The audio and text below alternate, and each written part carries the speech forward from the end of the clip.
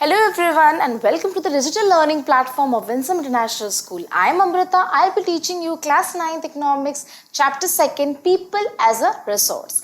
Now all of you have studied in class 8 in geography that human resources. What is the meaning of human resources? Last chapter में हमने पढ़ा था कि human resource मतलब हम आप we all human beings are resources. Now why are we known as resources?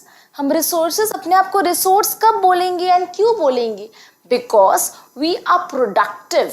हम कुछ यूजफुल थिंग्स प्रोड्यूस करते हैं. We contribute to the economy. हम आप we all the human beings contribute to the economy. Then कुछ fruitful चीज निकल के आता है. Now for example all of us know that we go to office. जैसे स्कूल, आपके स्कूल में टीचर्स आ रहे हैं, आप आ रहे हो. अगर ह्यूमंस नहीं है, if there are no human being, क्या वो स्कूल चलेगा? No, it cannot be run. So हम जैसे ह्यूमन हम स्कूल्स को चला रहे हैं. We run the organization. एक ऑर्गेनाइजेशन में प्रॉफिट कब होता है? जब हम ह्यूमंस काम करते हैं, we work for it, productivity देते हैं, प्रॉफिट होता है and then that organization is run. तो इसीलिए पीपल को हम रिसोर्स इसलिए बोल रहे हैं because we work in an organization. हम काम करते हैं, हम अपना एफिशिएंसी, अपना इफेक्टिवनेस से, एफिशिएंसी से प्रोडक्टिविटी देते हैं, मतलब उस ऑर्गेनाइजेशन को प्रॉफिट कमाने में हेल्प करते हैं एंड तभी वो ऑर्गेनाइजेशन रन करता है. जस्ट अज्यूम कि आपके मम्मी या आपके पापा ऑफिस जाते होंगे. अगर कोई ह्यूमन बीइंग ऑफिस नहीं जाएगा, क्या वो अपने आप वो ऑफिस चल सकता है? कोई भी ऑर्गेनाइजेशन चल सकता है? बिना डॉक्टर्स के हॉस्पिटल रन होगा? नहीं. इतने बड़े बड़े जो आईटी कंपनीज है, वहां पे अगर लोग ही नहीं रहेंगे, अपने आप क्या कंप्यूटर चलेगा? नो. तो हम आप we human we use our brain. हम पढ़ते हैं, लिखते हैं, we use the technology, we use our brain and then हम काम करते हैं and then we get profit. इसी से एक ऑर्गेनाइजेशन रन होता है. That's why people are known as resources. So यहाँ पे the chapter is people as a resource. Now we will understand that how एक people, एक इंसान resource कब बनता है? क्या बचपन से ही वो resourceful है? No. After getting education, after growing up, then only he becomes a resource. अब कैसे resource बनता है, किस तरीके से हम एक इंसान को resourceful बनाते हैं, we will study in this chapter. We will also study a comparison between two person who is educated and who is not educated. What is the difference? अगर आपके पास education होगा तो आप कैसे resourceful बनोगे, अगर नहीं होगा तो how will you be not? ये सब हम इस चैप्टर में डिस्कस करेंगे. So let's move ahead. Now, why and how people is a resource? क्यों people एक resource है? हम human को या people को resource क्यों बोल रहे हैं? Referred to as the country's working people. ना यहाँ पे अगर एक आदमी है जो कुछ नहीं कर रहा है, suppose a small born baby of 2 years or infant जो कुछ भी नहीं कर रहा है, क्या वो रिसोर्स है? नो. आप कुछ काम करना पड़ेगा. आपको जो इकोनॉमी के ग्रोथ में, इकोनॉमी का जो प्रोडक्ट में आपको कंट्रीब्यूशन करना पड़ेगा, तभी आप रिसोर्सफुल कहलाएंगे. Now suppose you go to office. आपकी मम्मी ऑफिस जाती है, शी और आपके पापा ऑफिस जाते, ही वर्क्स देयर, वो काम करते, एक ऑर्गेनाइजेशन को चलाने में हेल्प करते हैं. सो ही विल बी रिसोर्सफुल. अगर एक छोटा सा बच्चा है, वो ऑफिस नहीं जाता है, वो अगर घर पे है, how can he be resourceful? क्या वो इकोनॉमी को चलाने में हेल्प कर रहा है? क्या वो ऑफिस जाता है? No. So here we are talking about working people, मतलब जो काम करता है, who goes for in a job, who are in a job, who are working, उसको हम बोलेंगे resourceful or resource. Its ability to contribute to the creation of gross national product. अब आप कहोगे gross national product क्या है? Now GNP or gross national product is the value of the total services and goods.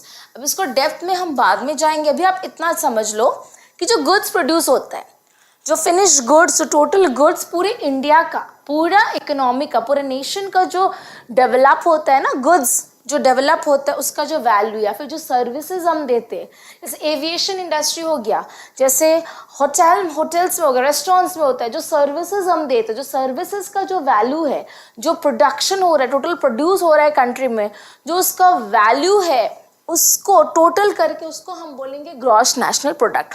अगर ना suppose how are you contributing, आप office जा रहे हो, मैं ऑफिस जा रही हूँ, है ना, अगर मैं ऑफिस जा रही हूँ, मैं उस ऑर्गेनाइजेशन को रन कर रही हूँ, वो ऑर्गेनाइजेशन अगर प्रॉफिट कमा रहा है तो इनडायरेक्टली मेरा इंडिया का भी कमाई हो रहा है ना। If my country, if my organization, मेरा ऑफिस में अगर, मेरे ऑफिस को अगर प्रॉफिट मिल रहा है, कुछ पैसा आ रहा है, तो इनडायरेक्टली इंडिया में पैसा आ रहा है, क्योंकि मेरा ऑफिस, मेरा ऑर्गेनाइजेशन कहाँ पे है, इंडिया में, तो इंडिया का इकोनॉमी को प्रॉफिट हो रहा है, तो मैं इनडायरेक्टली इंडिया को कमाने में हेल्प कर रही हूँ। That's why it's gross national. National means our country, पूरे जो कंट्री का प्रोडक्ट है, जो प्रोडक्शन है, जो वैल्यू है, उसको मैं हेल्प कर रही हूँ। How? Because I am working in organization. वो ऑर्गेनाइजेशन में मेरा कॉन्ट्रीब्यूशन हो रहा है, मैं बच्चों को एडुकेट कर रही हूँ, मेरे चलते अगर वो ऑर्गेनाइजेशन प्रॉफिट कमा रहा है तो इनडायरेक्टली पूरा इंडिया प्रॉफिट कमा रहा है, इंडिया को कंट्रीब्यूट कर रहा है। That's why it's national. So national product में उसको हेल्प हो रहा है, कंट्रीब्यूशन मिल रहा है, मैं कंट्रीब्यूट कर रही हूँ अपने इकोनॉमी को या अपना कंट्री को आगे बढ़ाने में या फिर प्रॉफिट कमाने में। That's why I am a resource. जो भी वर्किंग पीपल है, जितने भी वर्किंग पीपल है, they are working in organization and indirectly they are contributing to the national product, या फिर जो पूरे इंडिया का, पूरे कंट्री का जो प्रोडक्ट है उसको ऊपर ला रहा है, उसका वैल्यू बढ़ा रहा है। सो इनडायरेक्टली ही और she is contributing to the country's product. That's why he or she is known as a resource. Clear? यहाँ तक क्लियर हो गया कि क्यों हम पीपल को, वर्किंग पीपल को क्यों हम रिसोर्स कहते हैं। Second, population becomes human capital when there is an investment in the form of education, training and medical care. अब आप किसी को भी, कोई भी पॉपुलेशन को आप ये नहीं कहोगे ह्यूमन कैपिटल। कैपिटल वर्ड जब आ गया, इसका मतलब एक पॉपुलेशन में, एक इंसान में जब वो यूजफुल होगा, when the person will be useful for us, तो हम उसे कैपिटल कहेंगे। अब एक बच्चा, जैसे वो इन्फेंट है, छोटा सा बच्चा, हमारे लिए वो ह्यूमन कैपिटल नहीं होगा, बट जब वो पढ़ लिख के बड़ा हो जाएगा, मतलब when he will get education, when he will get proper training and medical care, अगर वो हेल्दी रहेगा, फिट रहेगा, एजुकेटेड होगा, तभी I will call him as a human capital. Skill and product knowledge is embedded in them. Embedded मतलब डाला जाता है। जब हम किसी चीज का ना, फॉर एग्जाम्पल, आप अभी क्लास 9th में हो, अब आपको कोई नॉलेज नहीं है, लेकिन अगर आप फ्यूचर में अगर आप इंजीनियर बनना चाहते हो या डॉक्टर बनना चाहते हो, तो आपको प्रॉपर स्किल मिलती है, प्रॉपर ट्रेनिंग मिलती है, तब जाके आप सर्जरी करते हो, जब तब जाके आप डॉक्टर बनते हो। तो ये जो स्किल है, ये जो प्रोडक्ट नॉलेज है, सर्जरी कैसे करते हैं, how and what are the consequences, अब जब आपको एक प्रोडक्ट का नॉलेज होता है, आपके अंदर जब डाला जाता है, तब आप क्या बनते हो, रिसोर्स कहलाते हो। और डॉक्टर ऐसे नहीं बन जाते हो, एक इंजीनियर आप ऐसे नहीं बनते हो, क्या डाला जाता है, skill, knowledge, training, proper education. तो जब हम उसमें प्रॉपर स्किल डालेंगे, तब हम उसको क्या कहेंगे, human capital. Investment in human capital yields a return just like physical capital. What is the meaning of yield? Yield a return. Return ना, अभी आपको, आप जब सपोज आप डॉक्टर बनना चाहते हो, तो डॉक्टर बनने के लिए जो कोचिंग में आप जाते हो, जो कॉलेजेस में जाते हो, जो पैसा लगता है, जिस पैसे से आपको पढ़ाया जा रहा है, जो कोचिंग में जो पैसा लग रहा है, वो क्या है, हमारा इन्वेस्टमेंट है। क्योंकि सपोज आपका डॉक्टर, पूरा डॉक्टर बनने में जितना खर्चा होता है, उससे कई ज्यादा पैसा आप कमा के रिटर्न में दोगे आफ्टर बिकमिंग अ डॉक्टर। तो आपको पढ़ाने में जो पैसा लगता है, दैट इज अ इन्वेस्टमेंट। जो पैसा खर्च हो रहा है आपके ऊपर, दैट इज इन्वेस्टमेंट। एंड जब आप डॉक्टर बनने के बाद जब आपको सैलरी मिलती है, या फिर जब आप वो पेशेंट से जब आपको पैसे मिलेंगे, जो आप कमाओगे, that is known as yield. तो वो इन्वेस्टमेंट से कई ज्यादा होती है ना। जब आप एक सक्सेसफुल डॉक्टर बन जाओगे तो जो आपका ईल्ड होगा, जो आपका रोजगार होगा, सैलरी होगी, जो अर्निंग होगी, वो क्या होगी, कहीं ज्यादा होगी इन्वेस्टमेंट से. सो सिमिलरली एक फिजिकल एसेट मतलब जो एसेट में जो रिटर्न होते हैं, जो आप सुनते हो ना स्टॉक्स, जब बैंक में कोई भी आप इन्वेस्ट कर रहे हो, जो आपको पैसा मिल रहा है, सिमिलरली किसी भी चीज में जब आप इन्वेस्ट करते हो तो उसका रिटर्न हमेशा इन्वेस्टमेंट से ज्यादा होता है. ठीक है. सो ह्यूमन इज अ, एक नॉर्मल इंसान को हम क्या करते हैं, एडुकेट करते हैं, ट्रेन करते हैं. आफ्टर दैट प्रोडक्टिविटी क्या होता है, high. So without education, suppose if I am not educating a human, क्या वो हमें प्रोडक्टिविटी देगा, no. So for high productivity what is required, education, training, skills, knowledge, सारा चीज जब आप ह्यूमन में डाल दोगे so you will get high productivity. Clear? Next is green revolution. Now we have studied already in your lower classes कि green revolution क्या होता है. Green revolution is use of higher quality of seeds using good and latest technologies, methods. That is green revolution in agriculture. Agriculture में पढ़ा था. अब greater knowledge in form of improve technology. ठीक है. जैसे हमने पढ़ा था एग्रीकल्चर में, अगर आप मॉडर्न टेक्नोलॉजी यूज करोगे, high yield variety seeds use करोगे, तो आपकी जो प्रोडक्टिविटी होगी वो भी क्या होगा, बहुत ज्यादा हाई होगा. Increase the productivity of scarce land resource. यहाँ पे अगर हम लैंड रिसोर्सेस का बात कर रहे हैं, तो जब भी आप लेटेस्ट टेक्नोलॉजी किसी भी चीज में जब आप improved and latest technology use करोगे, so always the productivity will be increased, है ना. लेटेस्ट. अब आप ही बताओ, पहले के जमाने में there was no computer. So computer में जो काम होता है वो क्या होता है, ज्यादा काम कर पाते हो आप कम टाइम में. पहले टाइपराइटर था. टाइपराइटर में जो आपको प्रोडक्टिविटी मिलती थी वो कंप्यूटर से कम मिलती थी. बट कंप्यूटर में क्या हुआ, वो लेटेस्ट है, that is a new form. Computer में आपको प्रोडक्टिविटी टाइपराइटर से क्या मिल रही है, हाई. सो कोई भी इंप्रूव टेक्नोलॉजी में प्रोडक्टिविटी हमेशा क्या होता है, high. Now suppose this is population. ठीक है. इंडिया का अगर हम एक कंट्री का बात कर रहे हैं, पॉपुलेशन में एडुकेशन या हेल्थ. ठीक है. Now if you will keep a person fit, ऐसे अगर आप गांव में देखोगे, रूरल एरियाज में देखोगे, people are not being educated. उनको पढ़ने की सुविधा नहीं मिल रही है, उनकी इलाज, हेल्थ चेकअप्स नहीं हो रहे, तो क्या हो रहा है कि वो बच्चा काम नहीं कर पाए. If you will not be healthy, अगर आप हेल्दी नहीं रहोगे, क्या आप वो काम कर पाओगे, नहीं. अगर आपके पास नॉलेज है, क्या आप काम कर पाओगे, नहीं. So to be productive you need two things. First is education and second is health.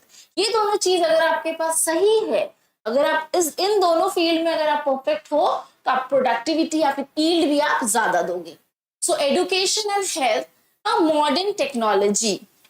अब ये 2023 चल रहा है. अब आपके पास जो नॉलेज है वो अगर 1990s की नॉलेज है, तो क्या आपकी प्रोडक्टिविटी ज्यादा होगी, नहीं. तो आपकी जो टेक्नोलॉजी है, जिस टेक्नोलॉजी से आपको एडुकेट किया जाएगा, वो क्या होना चाहिए, मॉडर्न लेटेस्ट टेक्नोलॉजी. आप कैसे ऑपरेट करते हैं, लेटेस्ट. आप फोन यूज करते हो, हमेशा देखते हो कि वो अपडेट हो रहा है, सॉफ्टवेयर अपडेट होता है. तो latest technology, latest methods, we all need to be updated. अगर आप अपडेटेड नहीं रहोगे, you can not be productive. So what makes a population productive, good education, good health, modern और latest technology and scientific research. बिना research के, now if you want to become a doctor, जो इतने भी सारे diseases है, अभी जो इतने डिजीज, फैटल डिजीजेस है, पहले बहुत सारे डिजीज के कोई इलाज नहीं था, है ना. कोई भी इलाज, पहले लोग कॉलेरा में मर जाते थे, टाइफाइड में मर जाते थे, टीबी में मर जाते थे, but now there are medicine. अभी TB, cholera, these are cured. अभी लेटेस्ट रिसर्च करने के बाद, after scientific researches, diseases are being cured. So अगर आपके पास रिसर्च है, अगर आपने अच्छे से रिसर्च किया है, अगर आपने लेटेस्ट टेक्नोलॉजी यूज किया है, so you will be more and more productive. These are the 3 points which makes a person or a resource. You will call a person as a resource when you invest these three factors and you will get high productivity. It will be known as productive asset. High productivity increase होगी, आप asset बनोगे. What is the meaning of asset? Asset is something that gives us return, जो हमारे लिए useful हो, जो future में हमारे लिए बेनिफिशियल है, उसको एसेट कहते हैं. जैसे गोल्ड, आप गोल्ड खरीदते हो उसको एसेट बोलते हैं. क्यों? क्योंकि वो फ्यूचर में अगर आप उसको बेचोगे तो आपको पैसा मिलेगा. तो कोई भी चीज जिससे आपको बेनिफिट होगा, पैसा मिलेगा. एक इंसान को अगर आप पढ़ाओगे, फ्यूचर में वो नौकरी करके आपको पैसा कमा के देगा, तो ही और she will be a asset. So अगर इन तीनों चीजों में अगर आप इन्वेस्ट करोगे एक इंसान पे, तो ही और she will be a asset. Clear? Now we will read in this chapter two story of two person. Okay, the first person is Sakal. Sakal का स्टोरी पढ़ते हैं. There were two friends, Vilas and Sakal. तो दो दोस्त थे, एक का नाम था विलास एंड एक का नाम था Sakal. Living in the same village. Now Sakal and Vilas एक ही विलेज में, एक ही गांव में रहते थे. गांव का नाम था Semapur. Sakal was a 12-year-old boy. His mother Sheila looked after domestic chores. तो साकाल की जो मम्मी थी वो घर का काम करती थी, domestic chores. His father Bhuta Chaudhary worked in an agriculture field. मतलब एक फार्मर थे. कौन फार्मर थे? साकाल के पापा फार्मर थे. Okay. Sakal helped his mother in domestic chores. He also looked after his younger brother Jitu and sister Situ. His uncle Shyam had passed the matriculation exam, मतलब 10th exam, but was sitting idle in the house as he had no job. Sakal के चाचा जी क्या थे? He was a 10th pass, but फिर भी घर पे बैठे थे क्योंकि उनके पास कोई जॉब नहीं थी. Bhuta and Sheila. Now, who is Bhuta? Bhuta was his father. Bhuta and Sheila means his mother. Were eager to teach Sakal. अब ये लोग बहुत गरीब थे, ज्यादा पैसे वाले नहीं थे, फार्मर थे, बट फिर भी उनको था कि मैं अपने बच्चे को पढ़ाऊंगा. ठीक है. They forced him to join the village school, which he soon joined. He started studying and completed his higher secondary examination. तो इन दोनों ने, बूटा ने और शीला ने अपने बेटे को पढ़ाया, गांव में स्कूल में भेजा एंड साकाल ने क्लास 12 पास कर लिया. ठीक है. After joining school he pass 12. His father persuaded him to continue his studies. मतलब उसके पापा ने क्या बोला कि तुम आगे पढ़ो, 12 के बाद भी पढ़ो. He raised a loan for Sakal to study a vocational course in computer. Computer में जो नॉर्मल जो छोटी मोटी जो ट्रेनिंग कोर्स होती है वो करवाया. किसने करवाया? उसके पापा ने. कहां से करवाया? पैसे तो थे नहीं, he was just a farmer. तो एक अलग से एक ट्रेनिंग कराया, एक कोर्स कराया, लोन लेके कराया. मतलब when you want to teach, अगर मेरे में है, इच्छा है कि मैं पढ़ाऊंगा, तो you can take loan. Loan लेके उसने क्या किया? In spite of being poor, in spite of being uneducated, उसके पापा उतने एडुकेटेड नहीं थे, बट फिर भी उन्होंने लोन लेकर अपने बेटे को आगे पढ़ाया. क्या कराया? एक छोटा सा कोर्स कराया कंप्यूटर में. Sakal was meritorious and interested. Meritorious मतलब बहुत हार्ड वर्किंग एंड बहुत ही सिंसियर बच्चा था इन स्टडीज. एंड शुरू से साकाल क्या था कि बहुत सीरियस था, बहुत सिंसियर था अपने पढ़ाई में. तो वो क्या किया? जब उसने वोकेशनल ट्रेनिंग की, बहुत अच्छे से उसने पास कर लिया. With great vigour and enthusiasm, energy के साथ इसने वो कोर्स कंप्लीट कर लिया. After some time, he got a job in a private firm. तो उसने क्या किया? साकाल ने कोर्स किया कंप्यूटर का 12th के बाद, एंड उस कोर्स के बदौलत उसको क्या मिल गई? एक छोटी सी नौकरी मिल गई प्राइवेट फर्म में, मतलब private company. He even designed a new kind of software. अब वो बहुत ही हार्ड वर्किंग था, बहुत ही सीरियस था, तो उसने अच्छे से पढ़ाई की एंड जॉब मिलने के बाद उसने क्या किया? एक सॉफ्टवेयर डिजाइन किया. This software helped him increase the sale of the firm. Now, अगर आप कोई सॉफ्टवेयर बनाते हो, आपकी कंपनी में आप कोई भी काम करते हो, ऐसा कोई काम करते हो जिसकी वजह से कंपनी को प्रॉफिट मिलती है. ठीक है. इसने क्या किया? सॉफ्टवेयर डिजाइन किया. उस सॉफ्टवेयर से क्या हुआ? सेल बढ़ा. किसका सेल बढ़ा? कंपनी का सेल बढ़ा. कंपनी का सेल बढ़ा मतलब क्या हुआ? जब सेल बढ़ेगा क्या बढ़ेगा? अर्निंग भी तो बढ़ेगी.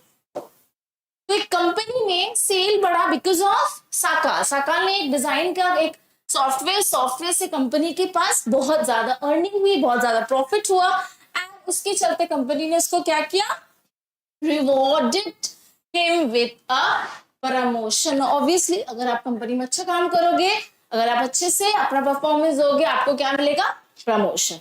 तो साकाल एक छोटे से फैमिली से, एक फार्मर की फैमिली से बिलोंग करते हुए भी उसने पढ़ाई की, अच्छे से अपना कोर्स कंप्लीट किया, and he got a job and also a promotion. Clear. और सेकंड देखते हैं हम विलास की स्टोरी। ना विलास साकाल का फ्रेंड था। विलास का स्टोरी टोटली डिफरेंट है साकाल से। क्या होता है, Vilas was an 11-year-old boy residing in the same village. उसी विलेज में वो भी रहता था। Vilas father Mahesh was a fisherman. तो महेश क्या था, फिशरमैन। साकाल के पापा क्या थे, farmer, and he was a fisherman. His father passed away when he was only 2 years old। तब सिर्फ 2 साल का था तब उसके पापा गुजर गए। His mother Geeta sold fish to earn money. So what was the source of income? पैसा मिलते थे उसको क्या, मछली बेच के they used to earn. She bought fish from the landowner's pond and sold it in the nearby mandi. तो वो बेचती थी, मछली बेच के she used to earn. She could earn only rupees 150 a day by selling fish. तो पैसा बेच के वो एक दिन में सिर्फ 150 कमाते थे। 150 is a very less amount. एक दिन में she used to earn only 150. Vilas became a patient of arthritis. His mother could not afford him to take him to the doctor. Now, क्या हुआ था कि विलास के घर पे जो कंडीशन था वो बहुत ज्यादा अलग था। क्यों? क्योंकि उसके पापा नहीं थे, उसकी मम्मी कमाती थी, बट ओनली कितने रुपए मिलते थे उसको, 150। तो कम पैसे मिलते थे, घर का कंडीशन अच्छा नहीं था, इसीलिए विलास को क्या हो गया, अर्थराइटिस हो गया। मतलब एक डिजीज हो गया, अर्थराइटिस एक डिजीज हो गया। वो डिजीज हो गया, बट फिर भी उसकी मम्मी बीमार होते हुए भी उसकी मम्मी उसको डॉक्टर के पास नहीं ले गई। क्यों? क्योंकि पैसे नहीं थे। He could not go to school either. ना उसके पास पैसा नहीं था, वो बीमार था, तो स्कूल कैसे जाएगा? तो वो स्कूल भी नहीं गया, डॉक्टर के पास भी नहीं ले जा पाई उसकी मम्मी। क्यों? Because they were very poor. So he was not interested in studies. वो स्कूल नहीं जाता था, इसलिए पढ़ाई पे उसका ध्यान नहीं था। He helped his mother in cooking and also looked after his younger brother Mohan. तो वो घर पे क्या करता था, मम्मी को हेल्प करता था, स्कूल नहीं जाता था, अपने भाई को देखता था। Sometime his mother fell sick and there was no one to look after her. There was no one in the family to support them. उसके पापा नहीं थे, उस दिन बाद उसकी मम्मी बीमार पड़ गई, कोई अर्निंग करने वाला था नहीं। Vilas too was forced to sell fish in the same village. He, like his mother, earned only a meager income. मतलब सिर्फ 150 रुपीज ही मिलते थे उसको भी एक दिन में। क्यों? क्योंकि उसकी मम्मी बीमार थी, उसके पापा थे नहीं, कोई तो चाहिए, जो उसका भाई छोटा था तो कोई तो चाहिए जो अर्न करे। तो क्या हुआ, उसी को जाना पड़ा मंडी फिश सेल करने, एंड वो भी अपनी मम्मी की जगह से 150 रुपीज ही कमाता था। नाउ साकाल स्कूल जाता था, पढ़ता था, बट यहाँ विलास क्या करता था, अपनी मम्मी के जगह से छोटा मोटा काम करके सिर्फ 150 रुपीज ही कमाता था। डिफरेंस समझ में आ गया, the difference between Sakal and Vilas story. Now ये दो स्टोरी से, ये दो लड़कों के स्टोरी से हमें क्या सीख मिलती है कि इफ यू स्टडी, एक जने ने तो स्कूल जाकर प्रमोशन ले लिया, जॉब मिल गया, एंड दूसरे को अपॉर्चुनिटी नहीं मिली, उसको उसके पास पैसा नहीं था, उसके घर वालों ने उसको पढ़ाया नहीं बिकॉज ऑफ सर्टेन सिचुएशंस, तो वो पढ़ नहीं पाया, उस पे एडुकेशन, वो एडुकेट नहीं हो पाया, इसीलिए उसको जो वो कमाने लगा, जो अमाउंट कमाता था वो क्या कमाता था, बहुत कम। But on other hand Sakal पढ़ लिख के वो कितना कमाता था, प्रमोशन मिल गया, मतलब वो बहुत अच्छा कमाता था। हमें ये सीख मिलती है कि इफ वी आर एडुकेटेड, अगर हम पढ़ेंगे, if we will get knowledge, if we will get skill, तो we will earn more income, है ना। तो there are two type of cycle, one is virtuous and vicious. Now what is virtuous? With investment made on her or his education and health, a child can yield a higher return. Now यहाँ पे किसका है example, is Sakal. Sakal को क्या मिला, education मिला, health अच्छे proper health था उसका, इसीलिए उसने हायर यील्ड किया। हायर रिटर्न मतलब वो कमा के अच्छा पैसा रोजगार करता था, तो higher return in the form of higher earning मतलब सैलरी। तो अगर उसको अच्छी अर्निंग होगी, अच्छी सैलरी मिलेगी, तो वो कंट्रीब्यूट करेगा सोसाइटी में अच्छा, मतलब वो अच्छे से काम कर रहा है, एक सोसाइटी में उसका नाम होगा। Why? Because he has been educated, पढ़ा लिखा, इसीलिए वो आज अच्छा कमा रहा है। A vicious cycle, a vicious cycle may be created by disadvantaged parents, मतलब जो पेरेंट्स के पास अपॉर्चुनिटी नहीं है, उनके पास पैसे नहीं है, उसके तो पापा ही नहीं थे, पढ़ाने वाला कोई नहीं था, मम्मी बेचारी उसके पास पैसा नहीं था, तो वो पढ़ा नहीं पाई। तो disadvantage parents, those who do not have opportunity, कई कई बार पेरेंट्स के पास अपॉर्चुनिटी नहीं होती है, कई कई पास पेरेंट्स चाहते नहीं है कि अपने बच्चों को वो एडुकेट करे। तो parents who themselves are uneducated and lacking in hygiene, उनको खुद नहीं पता होता है, they themselves are not educated, वो खुद हाइजीन मेंटेन नहीं करते, इसलिए वो अपने बच्चों को भी अच्छे से ना हॉस्पिटल ले जाते, ना डॉक्टर दिखाते, ना प्रॉपर हेल्थ चेकअप कराते, ना ही एडुकेट करते। Keep their children in a similarly disadvantage state, मतलब कैसे वो खुद रहे हैं, वो खुद नहीं पढ़े, बच्चों को भी नहीं पढ़ाते, खुद भी अनहाइजीन में रहे हैं, तो बच्चों को भी अनहाइजीनिक कंडीशन में ही रखते हैं। तो अगर कोई बच्चा अनहाइजीनिक रहेगा, अगर कोई बच्चे को एडुकेशन नहीं मिलेगा, तो क्या वो हायर रिटर्न दे पाएगा, क्या वो ज्यादा अर्न कर पाएगा? नो। एग्जाम्पल इज विलास, है ना, विलास का स्टोरी यही है कि विलास पढ़ा नहीं लिखा नहीं, इसीलिए वो सिर्फ अपनी मम्मी के ऐसे से 150 रुपीज कमाता। ठीक है। Second point, educated parents are found to invest more heavily on education of their child and are also conscious of their health and hygiene. Now, अगर कोई पेरेंट बहुत एडुकेटेड है, उसको पता है, पेरेंट्स को यूजुअली अगर पता है कि मैं एडुकेट हूँ, तो मैं कमा रहा हूँ, तो मैं चाहता हूँ कि मेरे बच्चे भी एडुकेट हो एंड वो भी ज्यादा कमाए। अगर मैं फिट हूं, मैं हेल्दी हूं, तो मैं चाहूंगी कि मेरा बेटा या मेरी बेटी भी हेल्दी रहे। तो एडुकेटेड पेरेंट्स जैसे रहते हैं, जैसे उनका सोच होगा, वो अपने बच्चों पे भी वही इंप्लाई करेंगे। इसीलिए इस स्टोरी में हमने देखा साकाल के पेरेंट्स ने उसको लोन लेके साकाल को वोकेशनल ट्रेनिंग कोर्स कराया, लेकिन यहाँ पे उसकी मम्मी को कोई उतना भी उसको नॉलेज नहीं था, पता नहीं था, उसका बेटा आर्थराइटिस का पेशेंट था, बट फिर भी उसने डॉक्टर के पास वो नहीं ले गई। So this is the difference between the parents of the two boys. So this is virtuous and this is vicious. Virtuous is an example of Sakal and vicious is an example of Vilas. Clear? Now, economic activities. अब economy, from the word economy, हमें ये समझ में आता है कि economy मतलब वो activity जिससे हमें कोई monetary gain होता है, ठीक है? Now, various activities have been classified into three sectors. Usually there are three type of activities. Primary activity usually agriculture को हम बोलते हैं primary activity. Secondary activity usually industries are secondary. ये हमने पढ़ा है in eighth geography we have studied.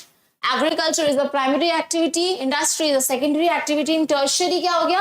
Transport, banking, these all are tertiary or the third type of activity.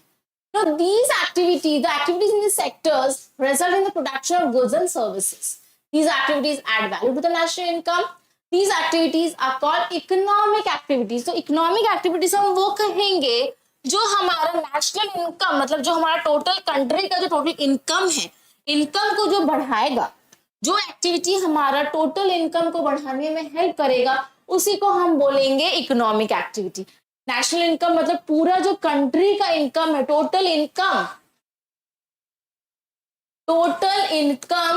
Of country, total income of the country को जो help करेगा, जो activity. ना suppose industry, जब आपने देखा है कि एक इंडस्ट्री जब चलता है तो वो क्या करता है, अर्निंग होती है, गेन होता है, तो वो पैसा कमाता है, तो उसकी जो अर्निंग होती है वो टोटल इनकम में काउंट होगा। यस, एक पूरा इंडिया का जब आप कंट्री का आप काउंट करोगे इनकम, उसमें वो इंडस्ट्री का इनकम भी काउंट करोगे, तो that is economic activity. So these activities which help to increase or which are a part or contribute in the national income are known as economic activity. Okay. Now, दो type of activities है, usually market activity and non market.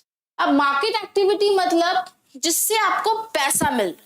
मैं कोई भी चीज बेच रही हूँ, suppose मेरे गार्डन में, मेरे घर में मैंने आम का पेड़ लगाया एंड मैंने उस आम को मार्केट में सेल किया। When I will sell, I will get an amount that is known as market activity, जिसमें हमको remuneration मिलेगा, I will get something. And non-market activity is self consumption। और सपोज मैंने घर पे मैंगो गाया, मैंने खुद खाया उसको, मेरे फैमिली वालों को दिया, मैंने आसपास पड़ोस में सबको दिया, खुद कंज्यूम किया विदाउट एनी मॉनिटरी हेल्प, पैसे नहीं लिया, सेल नहीं किया, that is known as non market. तो मार्केट में क्या आएगा? मनी। मार्केट में आएगा money. When you will get money for something, that is known as market activity. And non market में there will be no money. तो खुद खाते हो, घर पे आप खुद कुछ उगा के खाते हो, उसमें क्या मनी इन्वॉल्व होता है? आपको पैसे मिलते हैं? नहीं, this is for self consumption, so that is non market activity. Clear? Now division of labour between main and women. अब आप बोलोगे कि एक लड़का या लड़की के जो काम करने का डिफरेंस होता है वो क्यों होता है, डिविजन क्यों है, वो हम पढ़ेंगे। Women generally look after domestic chores and men work in the field। अब शाकाल की स्टोरी में हमने पढ़ा था कि शाकाल की मम्मी क्या करती थी? घर का काम करती थी, डोमेस्टिक कोर। उसके पापा क्या करते थे? उसके पापा काम करते थे फार्म में, फार्मिंग करते थे। ठीक है, women are not paid for the service. ये बात हो रहा है पहले की। अभी के आज के टाइम पे men and women are equally working. Why? क्योंकि पहले के जमाने में यूजुअली गर्ल्स जो होते थे वो स्कूल नहीं जाते थे, they were not sent to school, तो वो घर पे रहते थे, वो एडुकेटेड नहीं होते थे, इसलिए उनको जॉब नहीं मिलती थी। But nowadays people are going to school, people are going abroad, बाहर जा रहे हैं, पढ़ रहे हैं, and girls are also working. तो डिफरेंस क्या था? पहले लड़कियां घर का काम क्यों करती थी? क्योंकि वो पढ़ी नहीं थी, उनके पास नॉलेज नहीं था, that's why they used to do domestic course. But अभी क्या हो रहा है? ऑफिस क्यों जाती है? ऑफिस काम करने क्यों? बिकॉज वो पढ़ी लिखी है ना। This is the difference. So women are not paid for the service delivered in the family. Now घर पे जो घर का काम करती है ना, suppose a woman is doing her household works, घर पे अगर घर का काम कर रही है उसको पैसा मिलता है? No. But वही एक woman अगर होटल में एज अ शेफ काम करे, घर पे खाना बना रही है, she is not getting paid, but if she is working in a hotel, in a good restaurant and as a chef अगर वो काम कर रही है, उसको पेमेंट मिल रहा है, तो that is known as she will be a resource। उस टाइम उसको क्या कहेंगे? रिसोर्स बोलेंगे, ह्यूमन कैपिटल बोलेंगे, क्योंकि she is earning something and she is contributing in the national income, है ना। So the household work done by women is not recognized in the national income। लेकिन अगर घर पे काम कर रही है तो क्या उसको पैसा मिल रहा है? नहीं। तो नेशनल इनकम बढ़ रहा है? नहीं। बट अगर वो बाहर काम कर रही है, नेशनल इनकम बढ़ रहा है? Yes. So this is the difference। Now what is the difference? Education and skill. आपको भी पता है कि अगर कोई पढ़ेगा, अगर उसको नॉलेज मिलेगी, स्किल मिलेगी, तो she will work hard, she will work more, she will work somewhere, she will get a salary. ठीक है, लेकिन अगर वो पढ़ी लिखी नहीं होगी तो कहीं वो कमा पाएगी? नहीं। So when a person will be educated and she will have skill, तो वो क्या करेगी? नेशनल इनकम को बढ़ाने में मदद करेगी। But if she is not educated, घर का काम कर रही है, तो नेशनल इनकम नहीं बढ़ेगा। So in that case we will say that she is not earning. So these are the major determinants of the earning of any individual in the market. तो कोई भी अगर पढ़ा लिखा होगा तो शी कैन अर्न। ठीक है, so this is the difference between main and women. Quality of population. Now population का क्वालिटी हम कैसे बोलेंगे कि इट्स गुड और बैड? एक पॉपुलेशन इन अ कंट्री, हमने देखा है कि देयर आर मेनी पर्सन। अब अगर हम बात करेंगे रूरल एंड अर्बन, रूरल में बहुत सारे लोग हैं but the population is not, they are not educated, तो वहां का क्वालिटी हम बोलेंगे that is not good. But एक अर्बन का बात करेंगे where people are very educated, तो वो क्या बोलेंगे? वहां का पॉपुलेशन क्या है? बहुत, वहां का क्वालिटी है क्या है? क्वालिटी बहुत हाई है ना। So quality of population depend करता है literacy rate, health. Two factor, first is literacy, literacy मतलब education, and second is health. अगर कोई भी कंट्री का लिटरेसी रेट बहुत ज्यादा है तो हम उसको क्या कहेंगे, इसका क्वालिटी बहुत हाई है। Now the quality of population ultimately decide the growth rate of the country. Literate and healthy population are an asset. Now अगर आप ही सोच, अगर आप पढ़ोगे, if you are educated, तो आप asset हो, definitely asset हो, क्योंकि आप अगर literate हो, आप कमाओगे, आप कंपनी को अच्छा न्यू नॉलेज आप दोगे। एक कंपनी में अगर आप काम करो, अगर आप साकाल के ऐसा बहुत अच्छा सॉफ्टवेयर डिजाइन कर रहे हो, आप कंपनी को ग्रो करने में हेल्प कर रहे हो, तो आप क्या बनोगे, एसेट। अगर आप फिट हो, अगर आप हेल्दी हो, तो आप डेली आओगे ऑफिस, आपको प्रोडक्टिविटी ज्यादा होगा, you will be asset of the company. लेकिन अगर आप फिट नहीं हो, अगर आप महीने में अगर 10 दिन ही आते हो, बीमार रहते हो, तो आप क्या कंपनी में काम कर पाओगे? क्या आप कंपनी में अपना एफिशिएंसी, अपना प्रोडक्टिविटी दे पाओगे? No. So two factors are health and education. So number one is education. The first one is education. यहाँ पे हमने पढ़ा था literacy rate. First is education. It enhances the national income, cultural richness and increases the efficiency of governance. अगर एक country में अगर ज्यादा से ज्यादा लोग एडुकेट रहेंगे तो नेशनल इनकम बढ़ेगा। कल्चर रिचनेस मतलब आप ज्यादा पढ़ोगे तो आपको कल्चर के बारे ज्यादा पता होगा, तो अगर आप कल्चर के बारे आपको ज्यादा पता होगा, ज्यादा नॉलेज होगा, so that country will be cultured. हम बोलते हैं ना कल्चर्ड है, this man is a cultured, educated and cultured, मतलब आपको अपना कल्चर के बारे पता है। एंड इंक्रीजेस द एफिशिएंसी, मतलब इफेक्टिवनेस आपका ज्यादा होगा, एफिशिएंसी एंड इफेक्टिवनेस ज्यादा होगा। क्यों? बिकॉज आप एडुकेटेड हो। Second, there is a provision made for providing universal access, retention and quality in elementary education with a special emphasis on girls. elementary मतलब बेसिक जो एजुकेशन होता है, किस पे ज्यादा फोकस करते हैं? गर्ल्स पे। व्हाई? क्योंकि पहले के जमाने में लड़कियां स्कूल ही नहीं जाती थी। टू प्रमोट सो दैट ज्यादा से ज्यादा लड़कियां स्कूल जाए, to promote education on girls, girls पे ज्यादा ध्यान दिया जाता है कि लड़कियों को ज्यादा से ज्यादा स्कूल भेजो। बहुत सारे स्कूल्स है जहाँ लड़कियों की फीस नहीं लगती है। अभी भी there are many exams, government exams है, जॉब के लिए जो एग्जाम्स, उसमें लड़कियों का फीस 0 है।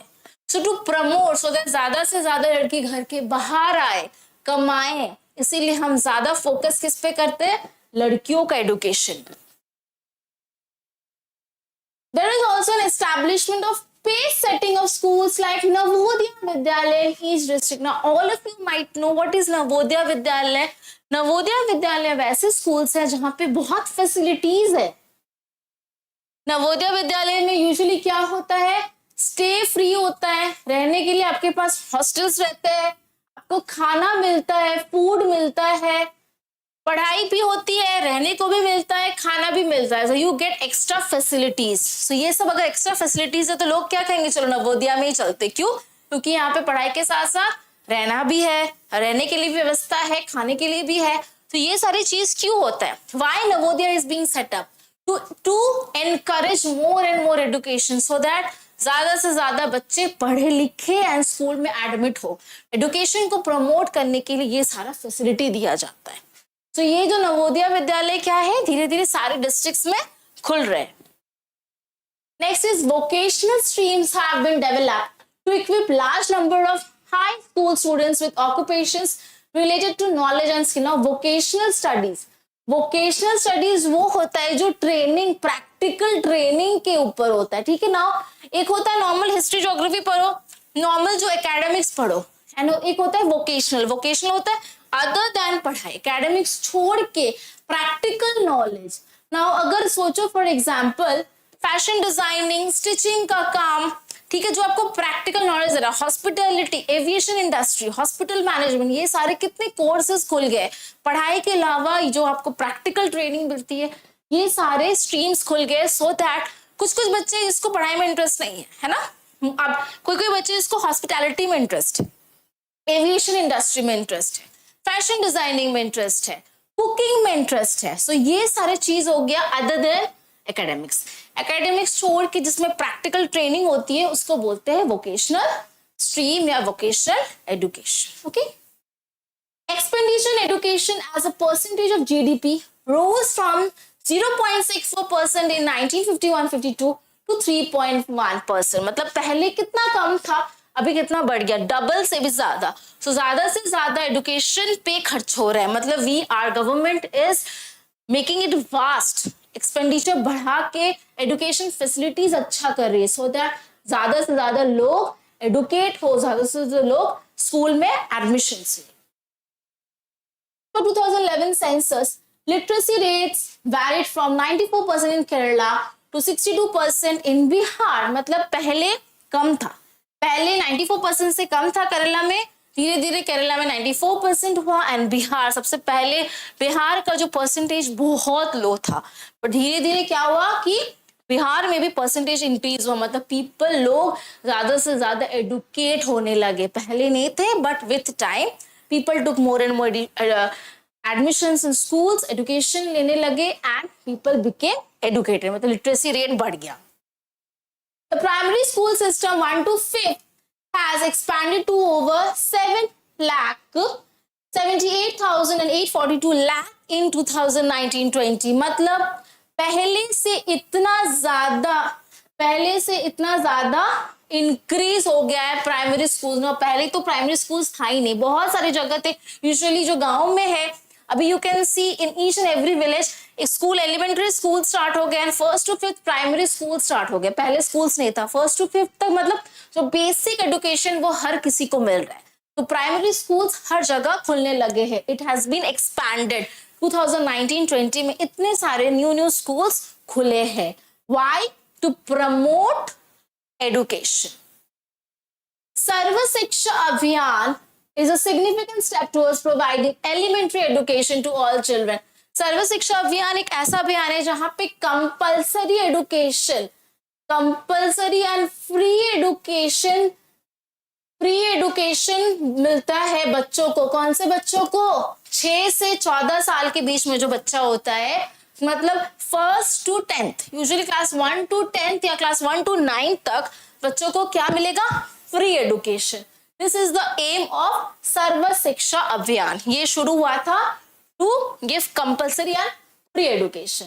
Next is midday meal scheme has been implemented to encourage attendance and retention of children and improve their nutritional status.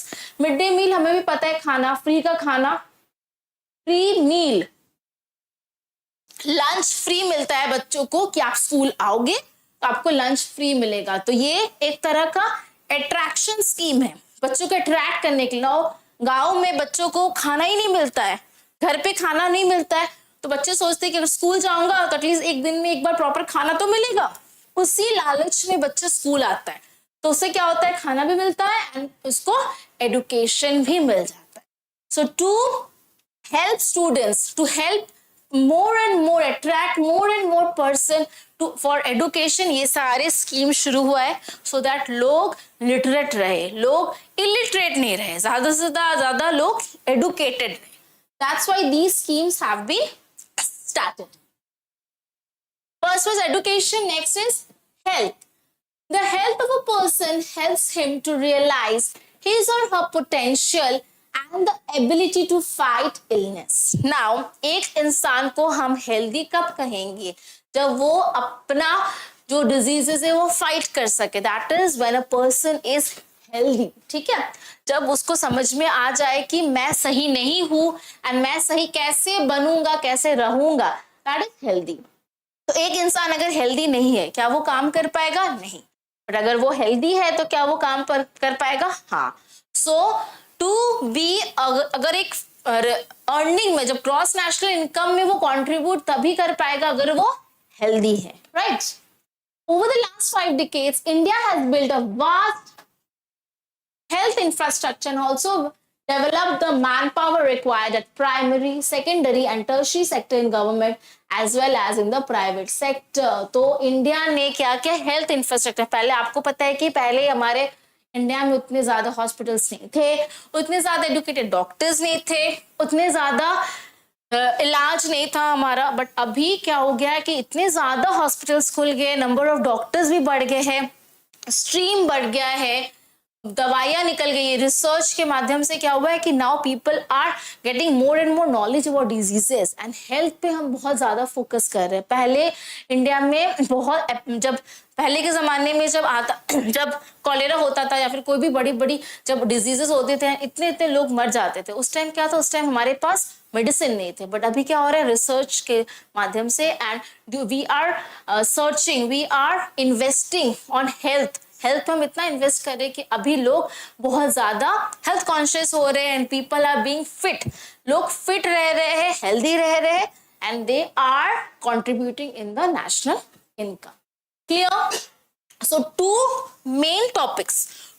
main source are literacy rates and health। ये दोनों अगर सही रहेगा तो एक क्वालिटी, जो एक पॉपुलेशन, एक कंट्री का पॉपुलेशन का जो क्वालिटी है, जो स्टैंडर्ड, वो हाई कब बनेगा? अगर if you are educated and second if you are healthy. तो ये दोनों फैक्टर्स इंपॉर्टेंट है to contribute in the quality of the population. I hope till here clear है, यहां तक सबको क्लियर है कि हमने क्या क्या पढ़ा है। हमने सबसे पहले पढ़ा है कि एक इंसान को, एक पीपल को हम रिसोर्स क्यों बोलेंगे, रिसोर्स तब बोलेंगे, एसेट तब बोलेंगे जब हम उस पर खर्च करेंगे, इन्वेस्टमेंट करेंगे। इन्वेस्टमेंट किस फॉर्म में करेंगे? इन the form of skill, knowledge, education. जब हम ये तीन चीज में डालेंगे तो वो इंसान क्या करेगा, ज्यादा से ज्यादा हमें रिटर्न देगा, वो कमाकर हमें ज्यादा देगा। तो ज्यादा, ये सब इन्वेस्टमेंट है। इन्वेस्टमेंट क्या है? एडुकेशन। ज्यादा से ज्यादा एडुकेट करेंगे तो हमें ज्यादा रिटर्न मिलेगा।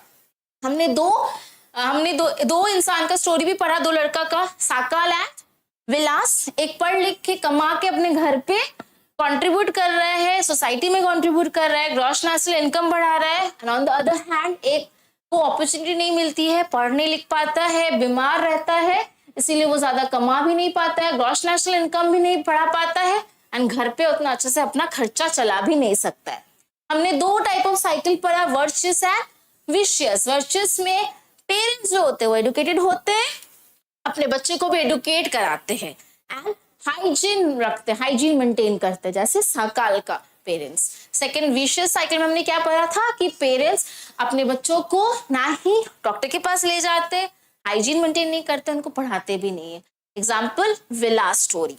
फिर हमने लास्ट पे पढ़ा कि एक पॉपुलेशन का जो क्वालिटी है वो कैसे इंक्रीज होगा if we have a good literacy rate.